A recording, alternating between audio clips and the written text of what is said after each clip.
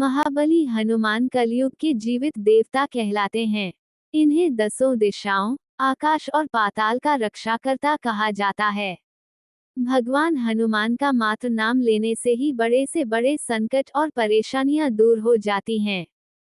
जो भी भक्त प्रभु श्री रामचंद्र के परम भक्त भगवान हनुमान की निस्वार्थ भाव से पूजा आराधना करते हैं, उन्हें कभी किसी कष्ट का सामना नहीं करना पड़ता है।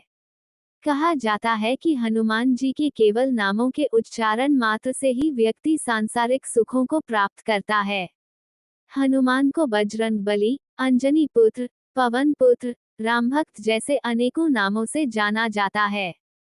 ऐसे में चलिए आज जानते हैं बजरंगबली का नाम हनुमान कैसे पड़ा। पौराणिक कथाओं के अनुसार हनुमान जी का नाम बचपन में मारुति था। एक दिन मारुति नंदन अपनी निद्रा से जागे और उन्हें तीव्र भूख लग गई। उन्होंने पास के एक वृक्ष पर लाल पका फल देखा, जिसे खाने के लिए वे निकल पड़े। दरअसल मारुति जिसे लाल पका फल समझ रहे थे वे सूर्यदेव थे।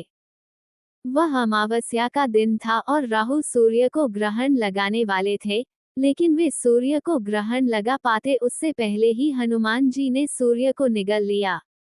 राहु कुछ समझ नहीं पाए कि हो क्या रहा है। उन्होंने इंद्र से सहायता मांगी। इंद्रदेव के बार बार आग्रह करने पर जब हनुमान जी ने सूर्यदेव को मुक्त नहीं किया तो इंद्र ने वज्र से उनके मुख पर प्रहार किया, जिससे सूर्यदेव मुक्त हुए। वहीं वज्र के प्रहार से पवन पुत्र मूर्छित होकर पृथ्वी पर आ गिरे और उनकी ठुड्डी टेढ़ी हो गई।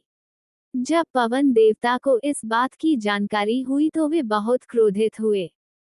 उन्होंने अपनी शक्ति से पूरे संसार में वायु के प्रवाह को रोक दिया, जिसके परिणामस्वरूप पृथ्वी पर जीवों में त्राही त्राही मच उठी। इस विनाश को रोकने के लिए सारे देवगण पवनदेव से आग्रह करने पहुंचे कि वे अपने क्रोध को त्याग पृथ्वी पर प्राणवायु का प्रवाह करें। सभी देवताओं ने पवन देव की प्रसन्नता के लिए बाल हनुमान को पहले जैसा कर दिया और साथ ही बहुत सारे वरदान भी दिए।